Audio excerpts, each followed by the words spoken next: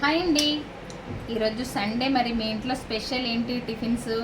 మా ఇంట్లో అయితే నేను పెసరట్లు వేద్దాం అనుకున్నా. ఇంకా మా వాళ్ళు ఏమన్నారు, పెసరట్లు ఎప్పుడు వేస్తూనే ఉంటావు కదా, స్పైసీగా పెసర గారెలు చేయన్నారు. అందుకోసం అని పిండి ప్రిపేర్ చేసిందా. ఈరోజు అయితే మా ఇంట్లో పెసర గారెలు.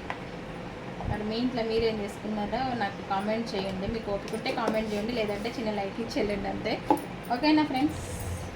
ఇంకా అన్నీ కలిపేస్తున్నా ఫ్రెష్గా. ఇప్పుడే ఇందులో అల్లం వెల్లుల్లి పేస్ట్ కలిపిన చాలా బాగుంటుంది. అట్లా ఫ్రెష్గా కలుపుకుంటే సూపర్గా ఉంటాయి గారెలు. ఇందులోకి నాటుకోడి పులుసు సూపర్ కాంబినేషన్. కానీ ఇంకా మేము కర్రీ ఏమీ ప్రిపేర్ చేయలేదు, ఓన్లీ వట్టిగా తినడానికి. ఓకేనా ఫ్రెండ్స్? బాయ్ అండి.